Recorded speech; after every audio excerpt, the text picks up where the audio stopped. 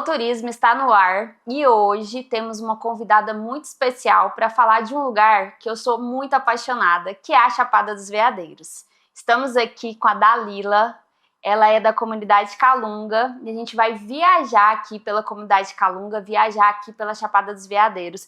Seja bem-vinda, te agradeço muito de você ter aceito o nosso convite, eu tenho certeza aqui que vai ser um bate-papo maravilhoso, Dalila. Obrigada, a honrabilidade é toda minha, Manu, porque é muito importante para o nosso território, né, fazer parte dessa amplitude midiática, apresentando e trazendo a nossa representatividade, né, em todos os sentidos e todas as formas que a gente possa estar contribuindo para a história, para o meio ambiente, para o turismo, né, dentro desse ecossistema chamado Brasil.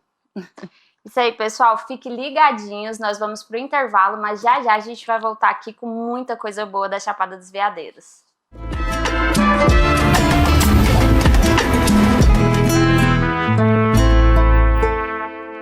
Goiás, eu nunca te vi assim tão feliz e tão bem cuidado.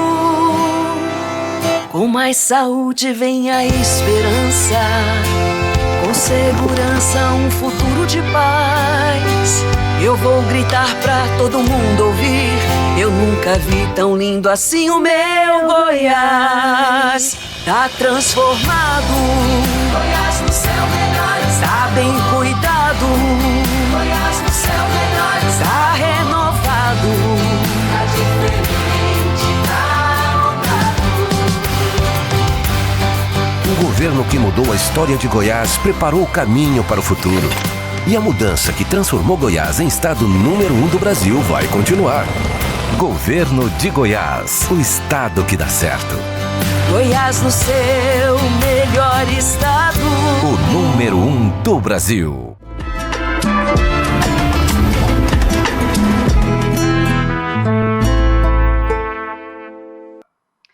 Estamos de volta e antes de começar a falar sobre a comunidade Calunga, eu vou falar aqui um pouquinho sobre Dalila. Quem é Dalila? Porque Dalila, ela super representa a comunidade Calunga.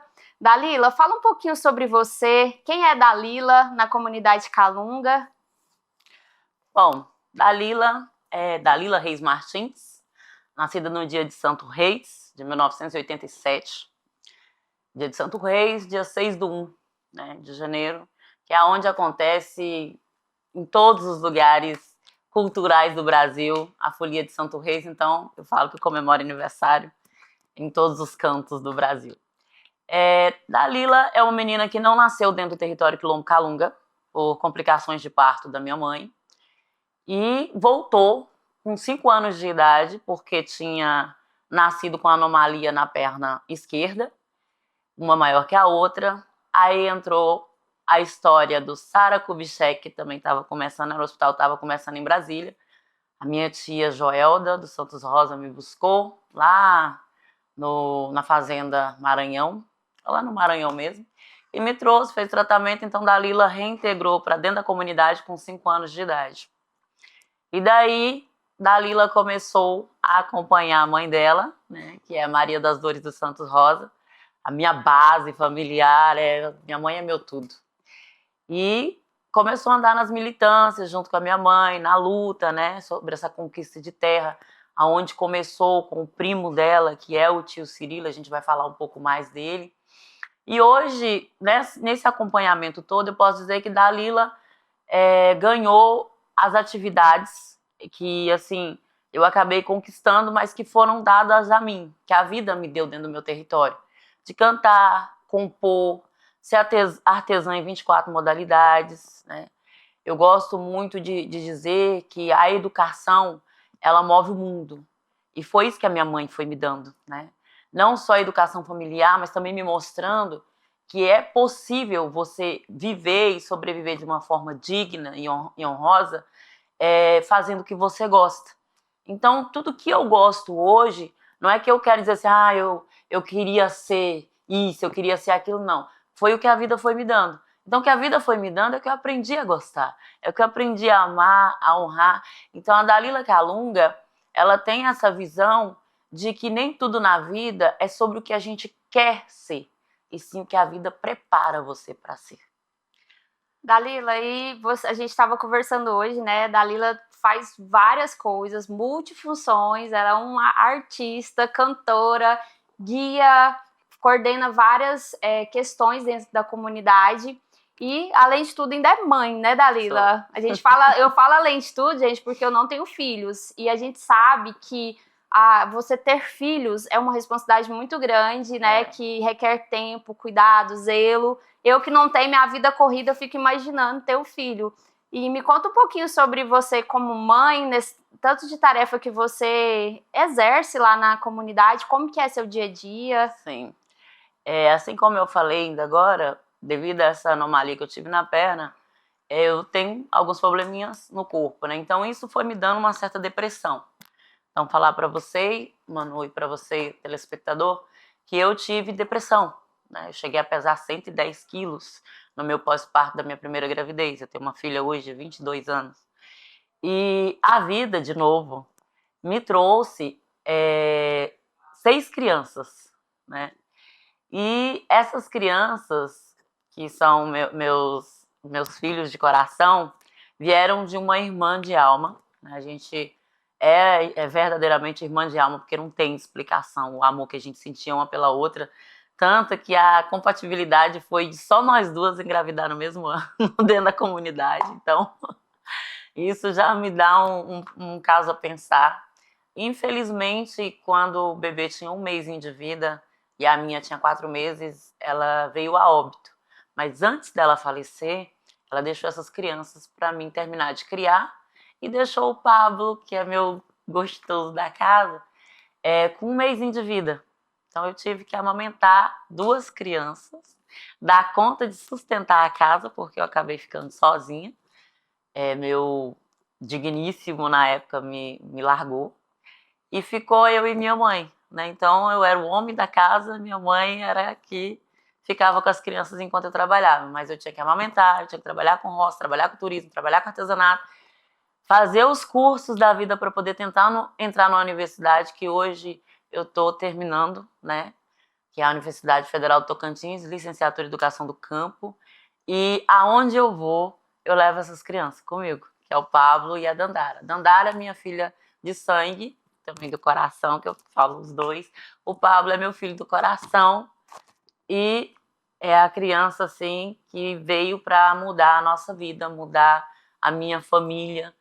É uma criança que força para viver e que mostra pra gente que tem depressão, assim como eu, o quanto vale a pena a vida, o quanto vale a pena viver. Então, ser mãe do Pablo e da Dandara hoje, e dessas crianças que hoje já estão tudo adulto, tudo resolvido na vida, é uma honrabilidade, né? E eu agradeço muito a Deus e que Deus proteja essa minha amiga, porque eu sinto muita saudade dela. Mas as crianças, eu falo criança, mas tá tudo quase adulto, não me deixa esquecer desse amor, esse carinho que ela tem por mim, que eu tenho certeza lá em cima ainda, e que eu ainda tenho por ela. E seus filhos, eles também são guias, já trabalham já com vocês na comunidade? Olha, tem um que é guia, mas trabalha como gerente em uma fazenda chamada Malunga, em Planaltina. É uma fazenda que produz alimento, folhagens, sem orgânico, né? Produz alimentos orgânicos. Tem o Murilo, que é tratorista, não é guia, né? Não. Fez curso de guia, mas é tratorista, é técnico em agricultura, né, familiar. Tem a Amanda, que tem um bebê gostoso chamado Miguel, que eu falo que é meu neto. Ela hoje tá trabalhando, conquistando o espaço dela aí na vida, tá trabalhando numa panificadora. E tem o Alejandro, que quer ser jogador de futebol, hoje está morando com a tia dele, tia de sangue, que é a minha gostosa, Dona Dominga, sou apaixonada por ela também. E o Pablo, né, que é um bebê especial, que ele tem paralisia cerebral. E futuramente eu espero que Deus dê tudo de bom para ele, mas guia que trabalha com turismo mesmo assim, é só o Adenilson, né? No tempo que ele tem, assim, que ele vem para a comunidade, aí ele trabalha. também está preparado para isso, conhecedor da história, porque o curso que ele fez foi um curso de 25 dias. Então, dentro da comunidade, dentro do território, ele nasceu, cresceu e conviveu ali, né? Mas mesmo que eles não estejam nessa função de guia, eu tenho certeza que vocês passam para eles o Sim, legado, né? A história da comunidade. Para todos eles. Assim, o curso preparatório de guia é para que a pessoa se desenvolva, né? A pessoa se desenvolva melhor, porque assim, por tudo que eles passaram, eu acho eles umas crianças assim falantes, que não tem o psicológico tão abalado, que a gente fez o que pôde para que isso não acontecesse, né? Então, hoje o curso de guia ele vem amparar para que a pessoa tenha fundamentação no seu trabalho, né? Como guia, como condutor de visitante, porque existem essas duas particularidades. Mas é isso. Dalila, gente, ela mora no paraíso. A gente tá falando aqui sobre ela, que é muito importante porque ela representa o povo Calunga. A gente vai explicar aqui a história da comunidade. E ela vive no paraíso. Nós, inclusive, iremos viajar hoje para Chapada dos Veadeiros. Já estamos aqui nessa energia. Eu sou muito apaixonada pelo local que ela vive, né? A Chapada dos Veadeiros, eu amo tudo que tem lá. Mas a comunidade Calunga é um lugar que tem um lugarzinho especial no meu coração. A Dalila sabe disso. Eu conheci ela através da minha agência de turismo, a Preservar, né? Vamos lá constantemente fazer turismo lá, levar o pessoal para visitar. E eu conheci a Dalila, essa pessoa alegre, falante, uma pessoa comunicativa, que sempre está à frente lá da comunidade, e eu sou muito encantada pelo trabalho dela. Dalila, obrigada. Você vive lá na comunidade, mora na comunidade. Gente, é o paraíso, ela mora no paraíso, as águas azuis, Santa Bárbara, é ali no quintal dela. Sim. Você vive lá dentro da comunidade mesmo? Sim, vivo dentro da comunidade. É uma comunidade hoje organizada. A nossa comunidade ela é bem organizada na questão turística, histórica e cultural, né? Está passando por um processo de reintegração territorial, que também para a gente é muito importante, e patrimonial, né? A gente está entrando aí para o ranking de patrimônio histórico da humanidade. Então, isso para a gente é de suma importância, estar passando por tudo isso hoje. Lá na comunidade tem escola, tem toda uma estrutura. Me conta um pouco como que vive os povos calungas, né? Porque a comunidade ela é um dos maiores territórios quilombolas do Brasil. E lá onde vocês vivem, apenas os quilombolas que vivem lá. Só os calungas. Sim. O nosso território ele tem 262 mil hectares, né? Um padrão aí de 8 mil pessoas dentro do território, 39 povoados, né? Ele abrange Teresina, Monte Alegre e Cavalcante, mas com um reconhecimento histórico e estruturativo dos nossos antepassados de 328 anos, dentro do município de Arraias, Tocantins, né? Porque é de lá que a gente tira a maior parte de material histórico, principalmente para a reintegração dessas famílias dentro do território. O território Quilombo Calunga, ele não existiu só por causa dos quilombolas. Lá também teve a etipologia indígena, que é os avacanoeiros, né? Inclusive a minha família tem um pouquinho do sangue avacanoeiro correndo nas veias. E lá tem sim uma estrutura como posto de saúde, que foi a Fundação Bob Moore, em 2014, 2015, que levou para a comunidade quilombola Calunga Engenho 2. Temos o colégio estadual e o municipal. A gente tem do pré-zinho até o 2º ano do ensino médio.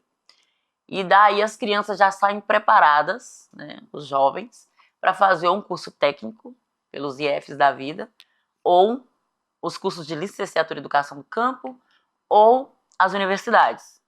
E com isso, com essa preparação toda que as crianças têm na escola, ele já sai com essa visão. Eu quero ter um futuro. Para você ter noção, nós temos bastante professores e agrônomos dentro da escola, dentro da comunidade. Formação de advocacia tem poucos, mas temos. Médicos também 3, mas temos, né? E aí, nesse contexto todo, a nossa comunidade hoje tem um regimento interno com um estatuto, com base no decreto 4887, que a gente só aceita trabalhar dentro da nossa comunidade, até em respeito da quebra de cultura, né, pessoas quilombolas.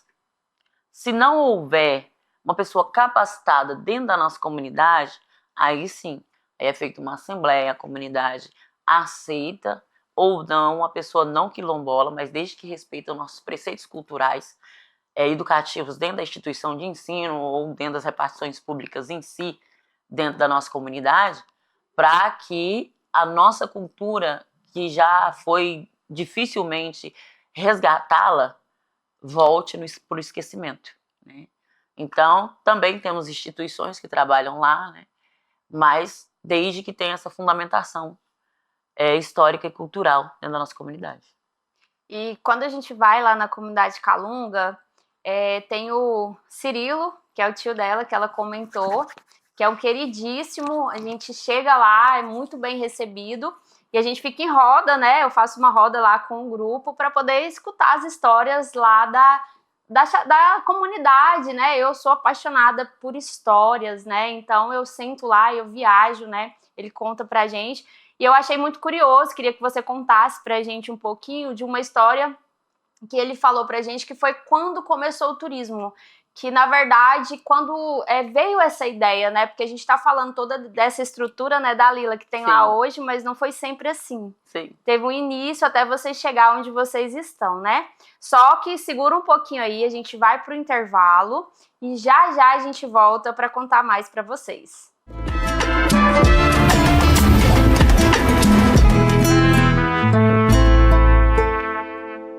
Estou aqui com o Cirilo, que conta várias histórias aqui da comunidade para o pessoal que vem visitar. Seu Cirilo, a gente está muito feliz de estar aqui com o senhor. A gente conversou, teve um bate-papo com a Dalila falando aqui sobre a comunidade. E eu queria que o senhor falasse um pouquinho aqui dessa recepção que o senhor faz aqui com o pessoal que vem de excursão, de grupos, ou as pessoas que vêm aqui conhecer a comunidade. Essa recepção que vocês fazem, vocês contam a história aqui da comunidade, como que funciona? Mais feliz fica a gente ainda quando recebe um grupo igual vocês, né, que vem de outra cidade, de outra região, conhecer o nosso quilombo aqui, né? A gente se sente muito feliz, muito honrado, né, por estar divulgando a nossa cultura, a nossa comunidade, o nosso quilombo e as nossas experiências, né? Para nós seria uma honra muito grande, porque a gente está sempre crescendo. Isso só nos põe a crescer cada vez mais o nosso conhecimento, fortalecimento da nossa cultura, da nossa união, do nosso dia a dia, né?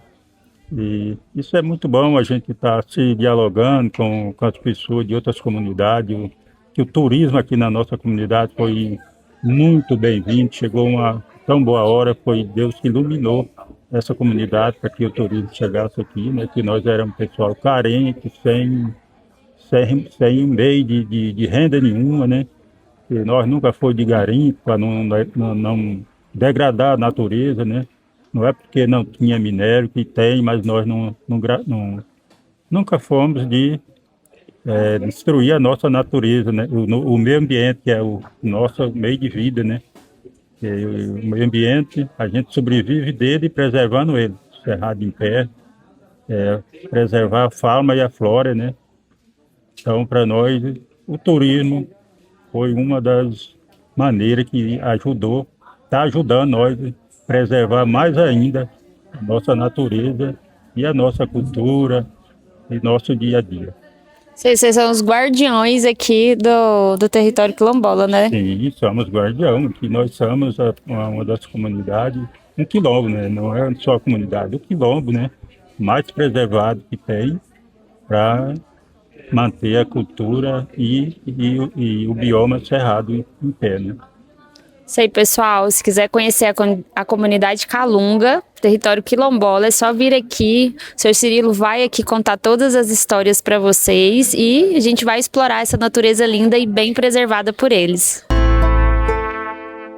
Tá transformado, Goiás no seu melhor, tá bem cuidado. O governo que mudou a história de Goiás investiu 28 bilhões de reais e levou a saúde mais perto das pessoas. Foram 8 novos hospitais, 6 policlínicas e mais 3 serão inauguradas até 2026. Ampliação de leitos de UTI e atendimentos especializados. Goiás entregou o Cora, o maior e mais moderno hospital público de combate ao câncer infantil. E a mudança que transformou Goiás em estado número 1 do Brasil vai continuar. Governo de Goiás, o estado que dá certo. Goiás no seu melhor estado. O número 1 do Brasil.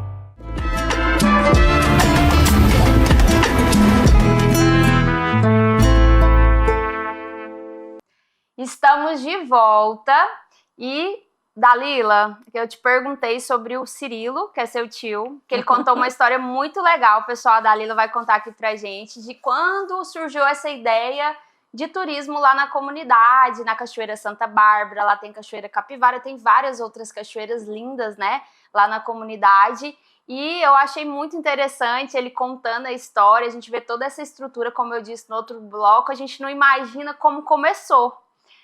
Dalila, conta pra gente um pouquinho como que começou a história, como que veio, de onde veio essa ideia de ter o turismo ali e poder vocês usufruírem, né, de todo esse recurso, porque vai muitas pessoas que visitam a comunidade, eu tenho certeza que é muito importante para vocês, né? Sim.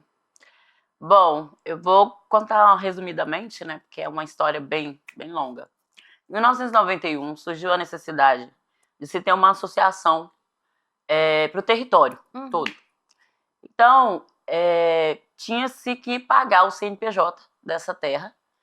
E a minha tia Deuselina Francisco Maia, na época, professora, né, pegou do gado dela que ela tinha, com o suor dela, e pagou o CNPJ, então se tornou-se a Associação Quilombola Calunga, através dessa vaca. Com isso, o território começou a ser reconhecido devido às demandas da nossa matriarca Procópia dos Santos Rosa, que lá em 1987, quando eu nasci, né, já corria atrás da defesa do território. Tanto que hoje ela é aí reconhecida pelas Universidades Federal do Brasil como doutora honoris causa, onde uma advogada que não sabe a ler defendeu o seu próprio interesse de uma comunidade inteira de 262 mil hectares. Com esses dois reconhecimentos, o território começou a ser chamado para as reuniões, né? Não ainda em Brasília, mas sim na cidade de Goiás, no Rio de Janeiro, São Paulo. Então, para se chegar até lá, tinha-se que pegar carona.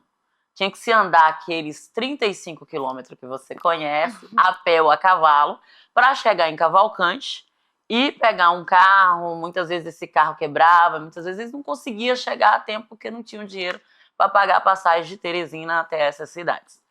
Quando foi em 95, o tio Cirilo, que era um fiscal da associação, começou a escutar no rádio a possibilidade de se ter turismo de base comunitária. Vê só, a possibilidade, né, de se ter um turismo de base comunitária. Então, o que aconteceu? Ele reuniu a comunidade, o Cirilo, e chamou para que as pessoas tivessem o conhecimento. Mas esse conhecimento ainda não tinha fundamentação. Então, onde ele foi buscar? Em Alto Paraíso, na pessoa do Ion Davi, posso citar o nome, que é o dono da Travessia, uma das entidades de turismo mais antigas de lá do Parque da Chapada dos Veadeiros.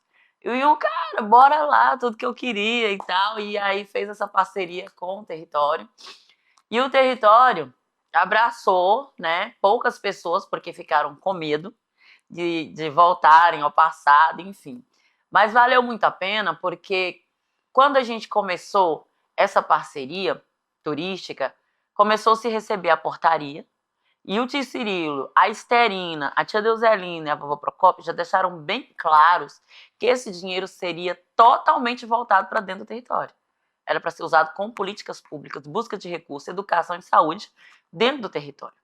Então, ele continuou escutando, porque o tio Cirilo ele sempre foi muito adepto ao rádio. A escola do tio Cirilo, quanto fiscal, quanto presidente, que ele também já foi várias vezes, quanto presidente de sindicato, foi o rádio. O Cirilo não, hoje ele sabe assinar o nome, né? Os filhos ajudou muito, mas toda a política que ele foi atrás para a conquista do nosso território foi através do rádio.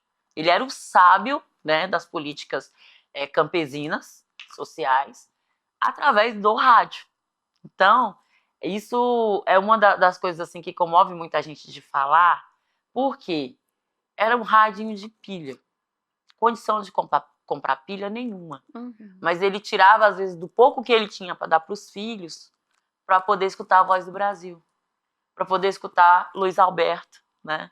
Que é o que pegava, e só pegava à noite. Então ele ficava com aquela esperança e guardava tudo na cabeça, porque ele não sabia escrever, né? Então foi daí, uma das coisas que surgiu para o território foi o turismo, foi a portaria do turismo, para trazer mais recursos para dentro da comunidade, e esse dinheiro da portaria até hoje é gasto voltado para a comunidade, né?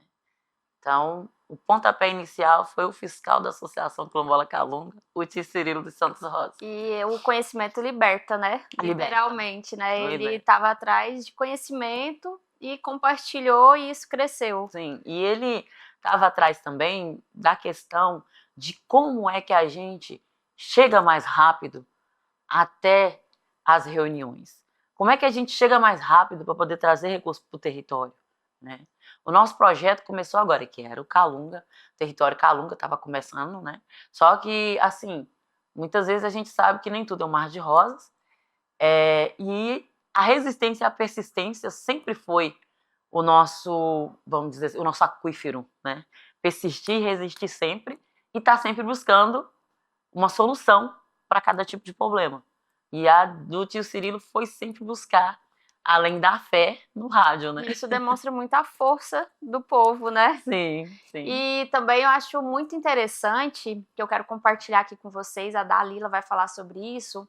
Lá na comunidade Calunga, nós fazemos as nossas alimentações, o nosso almoço, a comida deliciosa, lá nos restaurantes da comunidade, tudo é plantado lá. Sim. Então, assim, isso é muito interessante, porque tudo é orgânico, tudo é plantado, colhido, preparado por eles. Se você puder falar um pouquinho sobre isso, porque quando eu descobri aquela comida deliciosa que eu comia, que era orgânica, que era feita plantado, cuidado, tudo por vocês, eu fiquei mais encantada ainda.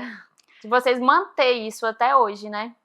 Eu falo que o nosso território, ele é gerado por mães, mulheres fortes, né? Porque a primeira mãe que mantém o território é a Mãe Terra. A gente tem uma rotatividade cultural, que é proteger o bioma do Cerrado. O que antes a proteção era para se esconder, hoje a proteção é para se manter. Né? Então a gente tem as matas ciliares e a rotatividade de cultura sempre perto dos rios, nos buracos de serra. Ali se mantém a maior concentração de adubo orgânico dos nossos territórios. São lugares difíceis de chegar, não é fácil, né? Mas é lugar de ótima produção, e é um lugar que antigamente os donos de fazenda deixavam largado porque era difícil de chegar. Hoje, as nossas monoculturas são bem maiores. A gente produz em conjunto, a gente faz, tipo assim, mutirões, né? Ah, hoje eu vou trabalhar na roça de fulano, amanhã eu vou trabalhar na roça de ciclano. E ali a gente planta o arroz, o feijão, a mandioca, a abóbora, a cana, a banana, o croá, que é um melão africano, né? É escuro, mas de uma doçura e uma maciez maravilhosa, e é ótimo para a saúde medicinal nosso lá também.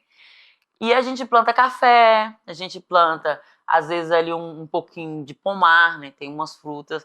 Eu costumo dizer que a gente tem um vínculo com a manga. A gente tem um vínculo muito grande com a manga, né?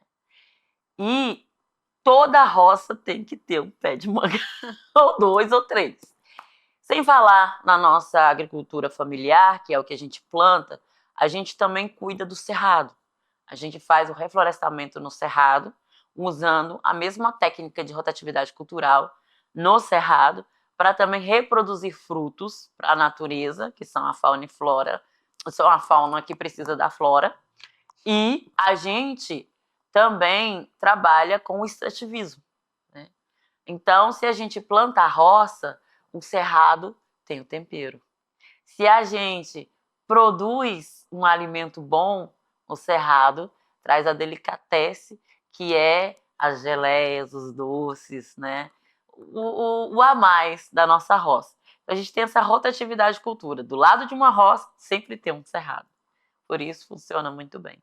E quais são as estratégias que vocês têm lá na comunidade para poder preservar a cultura? Porque a gente vai lá na comunidade, realmente, pessoal, é muito preservada a cultura.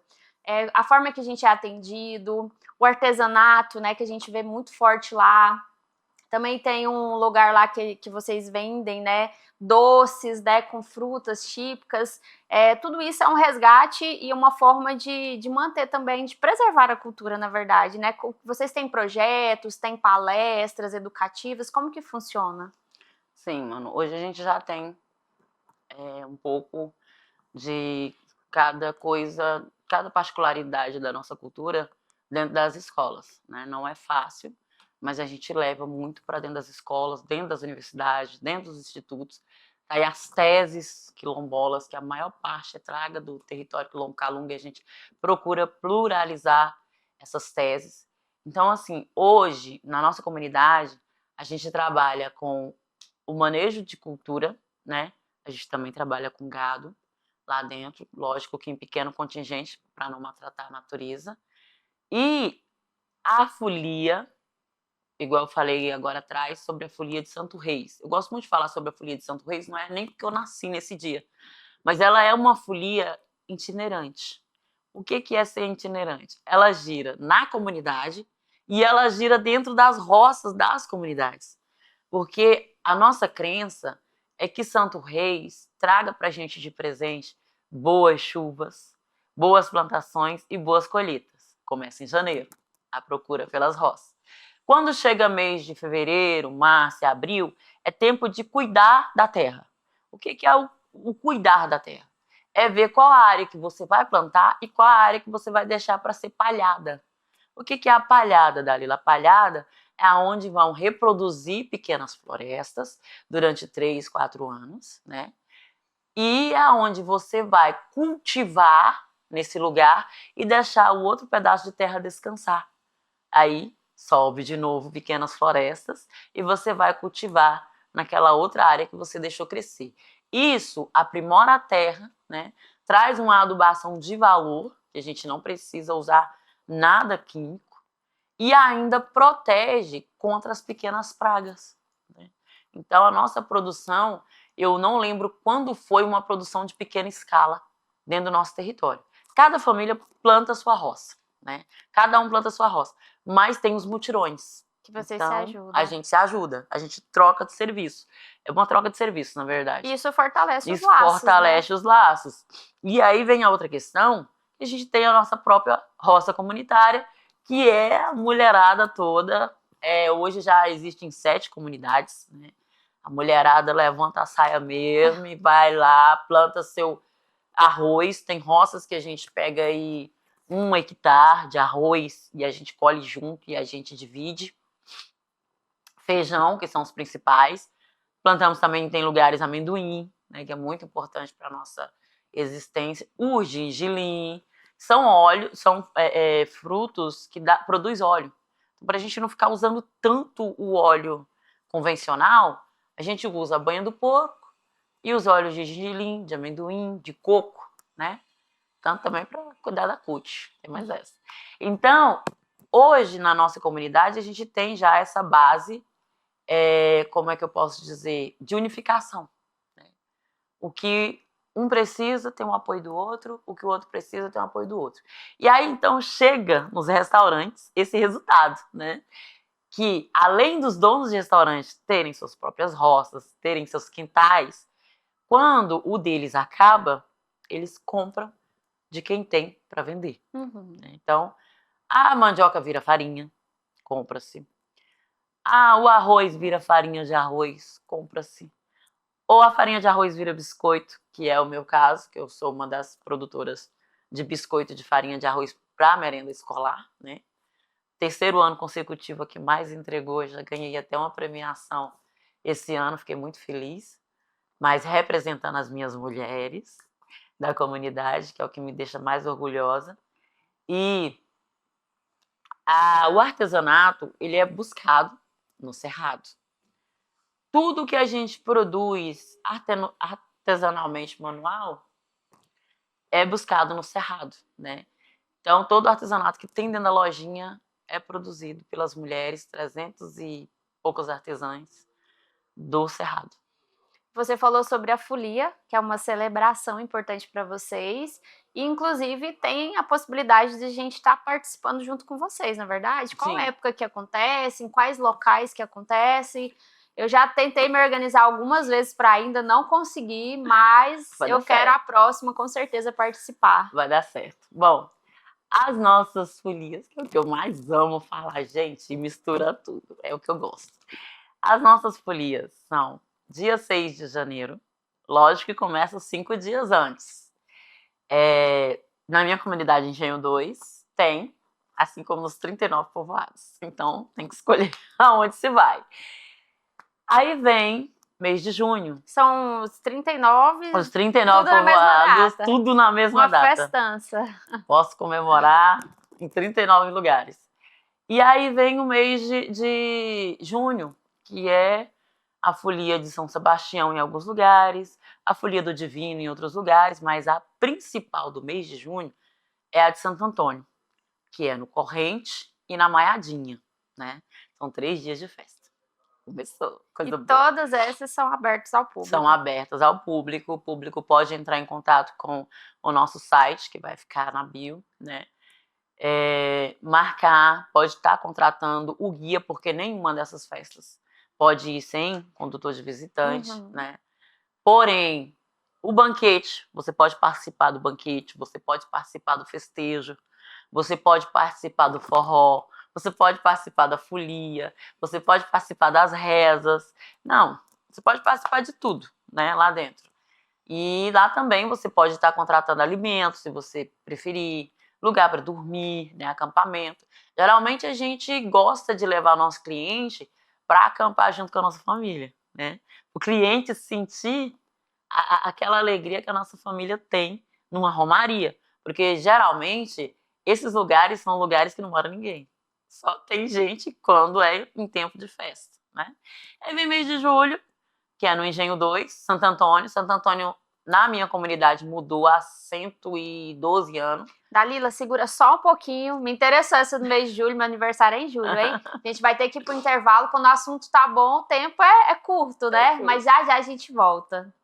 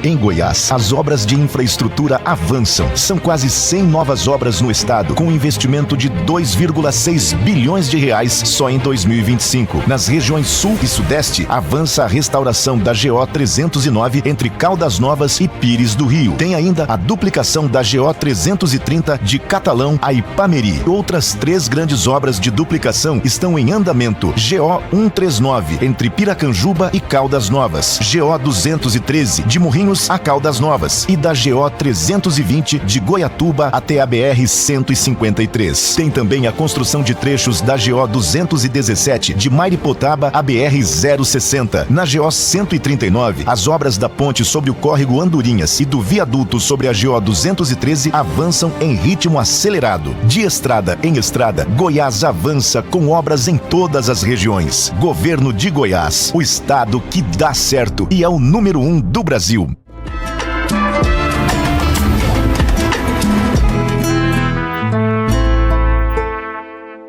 Estamos de volta. Continuar o assunto aqui. Eu me interessei muito nessa festa, né, em julho, que vai acontecer. Essa festa de julho é qual? Essa festa de julho é a festa de Santo Antônio. Festa de Santo Antônio, já vou colocar na minha agenda. Na comunidade quilombola Calunga, Engenho 2. Aquele barracão de festas que você viu lá, que a gente espera para ir para Santa Bárbara, aquela cachoeira maravilhosa. É um lugar que enche de pessoas e que dança na cozinha, dança do lado de fora. É uma festa a noite toda. A gente vai até o sol raiar. E a folia começa geralmente no dia 7 de julho. E arremata no dia 13 de julho. As nossas folias, geralmente, elas têm 5 dias. Desde a saída até o arremate. Então, nesses dias, os atrativos são fechados. O único atrativo que o cliente vai ver é o cultural e o gastronômico. Porque tem o almoço, tem o jantar, tudo gratuito, na casa dos receptores da folia, né, dos receptores do santo. Já tudo marcadinho direitinho, já é feito um mapinha, né, dos lugares aonde a folia vai passar, aonde o pessoal vai se alimentar, vai tomar café da manhã, vai jantar, vai dormir, né, tem os lugares que vai dormir. Então, nesse dia do arremate, é o dia que a gente também dança a Sussa, que é uma dança típica da nossa comunidade, é uma dança que a gente tem a expressão de agradecimento, né, devido à recepção de alimentos, porque todo o alimento que a gente come na folia é trazido da roça, né? Um doa uma coisa, um doa outra coisa, o outro doa outra coisa, então é trazido da roça, e em agradecimento aos filhos, à saúde, né? Então a gente dança a Sussa no pé do mastro, no arremate da folia.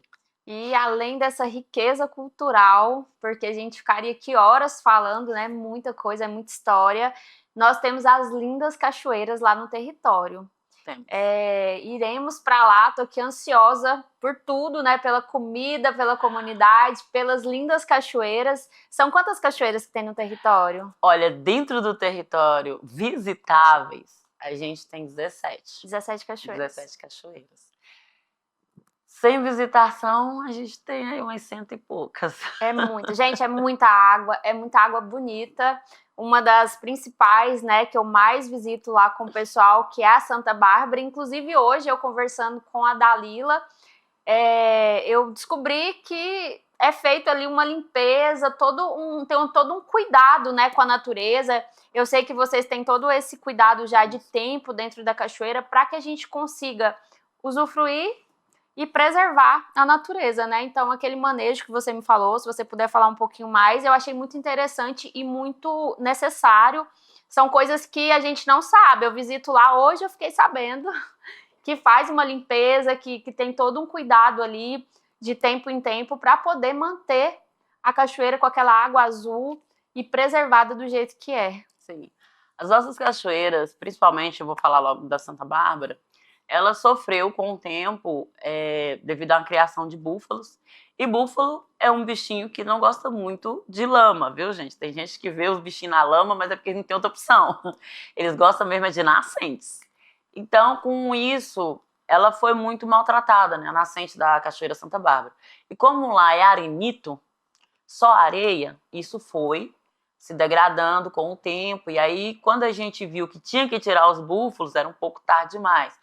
Então, foi gasto aí do dinheiro da própria comunidade, 1 milhão e pouco, durante uns 5 anos, de restauração dessa nascente. Mas até isso acontecer, leva aí uns 12, 13 anos para que essa mata ciliar volte a ser reconstruída. E com isso, o arenito vai caindo dentro do poço, Aí o pessoal fala assim, não, mas a natureza, ela se regenera. Ela não se regenera. Nós, quilombolas, temos que fazer toda a limpeza dentro da cachoeira, manualmente, para que não se destrua, né? Porque é tipo material de Capitólio, né? Eu coloco um exemplo assim, toda vez que eu explico para todo mundo, meus clientes, é tipo material de Capitólio. Se você colocar muita zoada lá dentro, o paredão cai. Porque é só arenito, tauá, que é um barro liganoso que não tem muita liga, devido ao calcário. Então, a gente tem que entender um pouco desse ecossistema para fazer como é que a gente faz esse processo. Então, a galera tem um acompanhamento do ICMBio, né? Tudo direitinho. Temos a brigada, que é a Brigada do Preve Fogo, que ajuda com os guias. A gente faz toda essa limpeza dentro da Cachoeira Santa Bárbara, não só dentro da Santa Bárbara, mas também dentro da Capivara, dentro da Candaru. Então, a gente faz essa retirada de rejeito que fica dentro dela devido às trombas d'água, devido à quantidade de folhas, devido também muitos lixinhos que de vez em quando é deixado. Então, a gente faz toda essa limpeza, todo esse preparo, inclusive agora em meados de junho, de maio para junho, a gente deve estar fazendo. Então, a gente fecha a cachoeira para que os clientes não tenham o constrangimento de chegar lá, a gente está fazendo essa limpeza, eles têm que parar e esperar, e a gente não dá conta de fazer todo o trabalho. A gente deixa a cachoeira descansar, a gente cuida dela, e depois a gente reabre para a visitação. Porque é um trabalho muito árduo, se a gente não tivesse a ajuda do ICMBio, não sei como seria, eu acho que a nossa cachoeira já tinha se perdido em meio a tanta quantidade de areia. A gente faz isso, antes a gente fazia de 5 em 5 anos, né? Hoje a gente está fazendo de 2 em 2. Por quê? Para que esse arenito, ele não se consuma total. E o mesmo trabalho que é feito embaixo, antes a gente faz em cima, que é a barreira de contenção, para que segure essa encosta e não desça tanta areia para dentro do poço, né?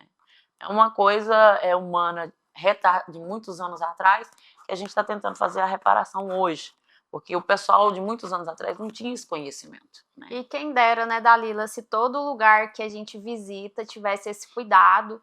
Eu visito, assim, várias cachoeiras de tons azuis, essas cachoeiras de água cristalina, e eu vou vendo essa diferença. Tem lugar, a Santa Bárbara sempre tá o mesmo azul, a mata, tá tudo muito preservado. Tem lugares que eu vou que, infelizmente, você chega, você vai vendo a diferença. A água já não tá aquele tom azul, a mata já não tá do mesmo jeito. Então, esse cuidado que vocês têm é um cuidado muito importante e que todas as pessoas que recebem que tem ali o seu ganho, né, através dessas cachoeiras, através da natureza, deveriam ter esse zelo e esse cuidado, né, Dalila? E lembrando que lá na Santa Bárbara tem quantidade de pessoas, tem um tempo de determinação e também o grupo, que pode entrar de hora em hora, né, contando com os guias que vai com o grupo e o grupo, porque foi um estudo feito lá dentro por perímetro, né, peso, e altitude e longitude, que isso também vale muito.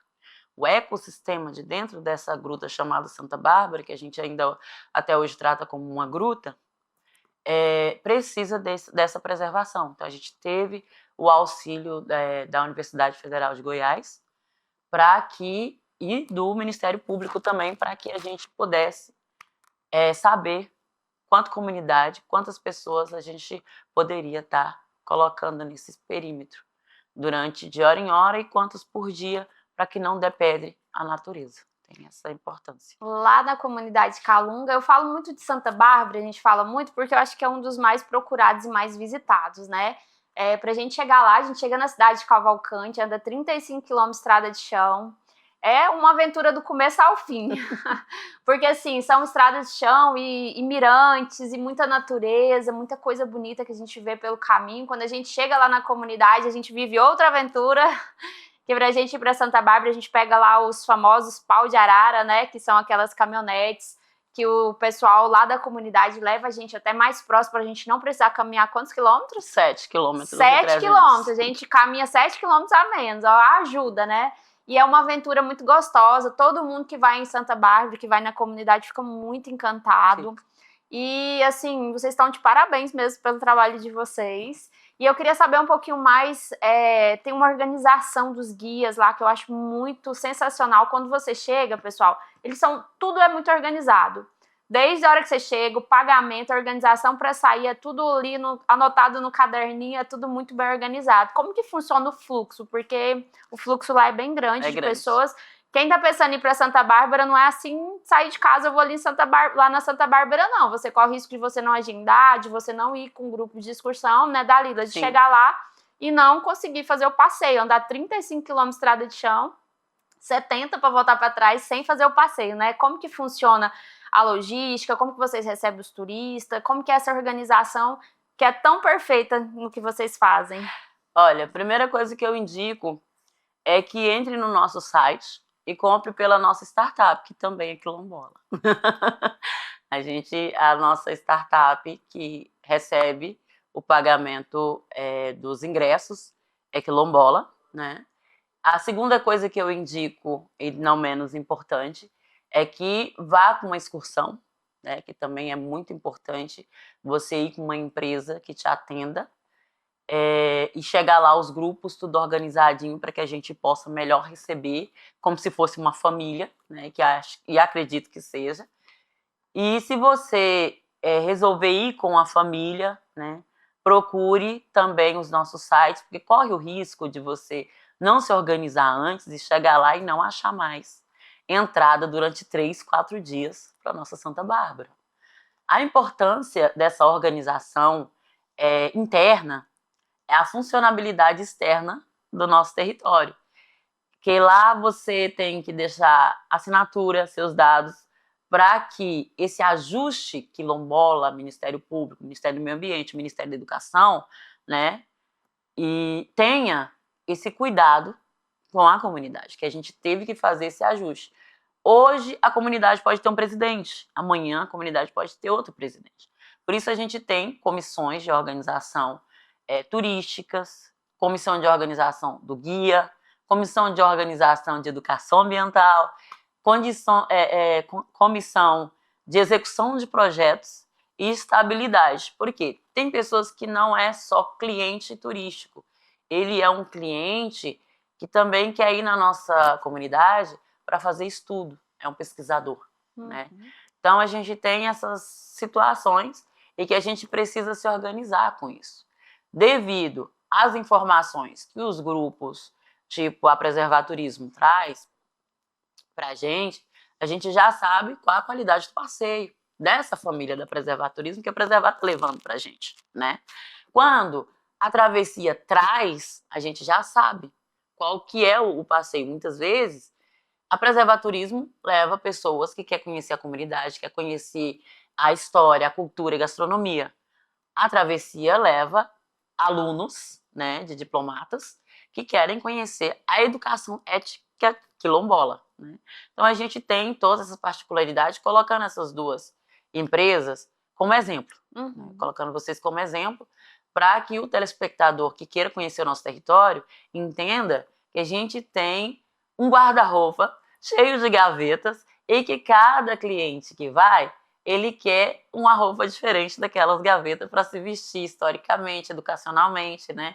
Estruturalmente, porque é o que acontece muitas vezes com outros atrativos que estão abrindo, que pega a gente como conceito e vai lá nos conhecer, né? Então essa é a importância da organização do nosso site, da organização das empresas de turismo que levam esses clientes até nós e da família que não, quero ir só, mas que muitas vezes não tem o conhecimento do que é um território quilombola, né?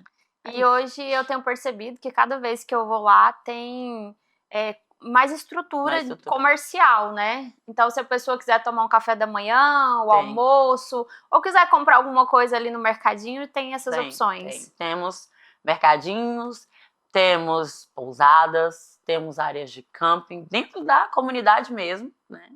São lugares humildes, mas bem cuidado, bem zelado, alimentação bem feitinha, né? Chega lá, vê a mulherada lá toda organizada para receber. Tem café da manhã, tem almoço, lanche da tarde se quiser, ou o almojanta, né? Gente, quem Após é o trilheiro passeio. conhece esse termo, né? O almojanta. Almojanta é uma única refeição no dia, porque a gente quer tanto aproveitar as cachoeiras e o passeio que a gente deixa para comer, almoçar, jantar tudo junto, uma única refeição para aproveitar ao máximo, né, Dalila? Pois é. Inclusive, a gente tá indo para lá, vai ter o almojanta ali por volta das 3h30, 4 horas, Isso. tem que fazer um lanche reforçado, porque a gente tem que aproveitar ao máximo, O né? máximo. Devido à quantidade de demanda de clientes, a gente tem tempo, né? Principalmente para Santa Bárbara, que é o xodó do Calunga. Eu falo que é o anel da mão Calunga, é a Santa Bárbara. Se hoje temos toda a estrutura que temos dentro do território, um território que foi esquecido aí, vamos dizer, há 280 anos, mas se a gente tem essa estrutura todinha de busca de recursos, e hoje o Estado olha para a nossa comunidade com outros olhos, o governo federal olha para a nossa comunidade com outros olhos, é a resistência, a persistência quilombola e essa parceria turística que tivemos através daquele ouvidinho que ouviu de madrugada, que é o tio Cirilo, no rádio, que seria possível ter essa parceria. Então, o turismo hoje, ele agrega um valor enorme à nossa comunidade, devido ao fator de organização que temos, né? Porque a gente sabe que existe o turismo predatório, mas a nossa comunidade, a gente tem a educação de ensinar e a educação de aprender e de ouvir também. Porque você, cliente, ou telespectador que queira ser o nosso cliente lá dentro do território, você não está levando só perninha e dinheiro, não. Você também está levando conhecimento, cultura, entendimento e aprendizagem para a nossa evolução também.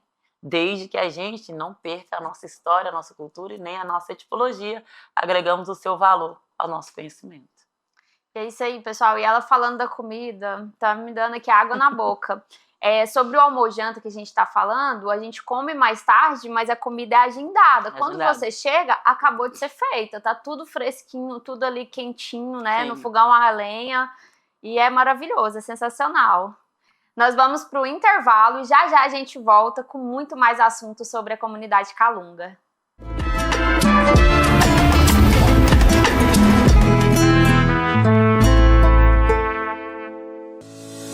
Seja muito bem-vindo à Vitalux, uma clínica pensada para oferecer saúde, bem-estar e autoestima em cada detalhe. Aqui você encontra atendimento especializado em dermatologia facial, corporal e capilar, além da nutrologia, cirurgia plástica, ginecologia e estética avançada. Vitalux, excelência e cuidado completo para você. Meu nome é Lana Bezerra e vai ser um grande prazer atendê-los.